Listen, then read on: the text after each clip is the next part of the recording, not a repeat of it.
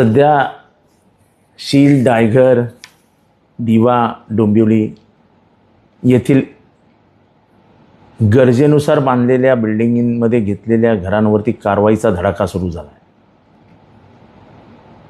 हे कबूल आहे की त्या बिल्डिंगी अनधिकृत आहेत,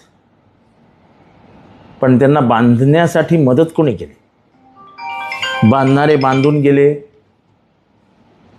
आणि आता मात्र ज्यांनी विकत घेतली, ज्या गोरगरिबांनी आपला सोनं, दागिनं, आपल्या जमिनी गहाण ठेवून आपलं सगळी धनदौलत त्या घरांमध्ये लावली, त्यांना बेघर होण्याची पाळी आली आहे.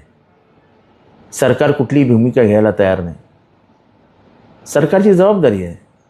जर कायदा होता कोणालाही बिल्डिंगी बांधू द्यायचा नाही, तर बिल्डिंगी बांधल्या गेल्या कशा? या बिल्डिंगी थांबवण्याची जबाबदारी त्या अधिकाऱ्यांवर होती. ते अधिकारी काय करत होते? मी आत्ता सत्ताधाऱ्यांना आठवण करून देऊ इच्छितो की अशीच डायघरमध्ये लकी कंपाऊंड नावाची इमारत पडली होती आणि त्याच्यानंतर अनेक बिल्डिंगी तोडण्यासाठी महानगरपालिका पुढे सरसावली होती. ठाण्यामध्ये, मुंबऱ्यामध्ये, शीळमध्ये अनेक इमारती पाडण्यासाठी महानगरपालिका पुढे सरसावली. तेव्हा आम्ही सगळे पुढे आलो. सत्तेत असलेल्या लोकांनीही वेगळी भूमिका घेतली आणि एकाही बिल्डिंगीला हात लावू दिला नाही. सत्ता कोणाची असो, पण सर्वसामान्यांना मदत करणं हे सत्ताधारी सरकारचं काम आहे. सरकार मायबाप आहे. जर मायबापच डोळे बंद करून बसणार असेल तर मग लोकांनी जायचं कोणाकडे? आज आश्वासन दिलं जाते काय होणार नाही, काय होणार नाही, पण होताना तर सगळंच दिसतंय. त्यामुळे हे कोणावर दोष किंवा बोटं नाही ठेवायचीत. मला कोणाला दोषी ठरवायचं नाही, पण सरकारने याच्यात भूमिका घ्यायला हवी. आमची मागणी आहे.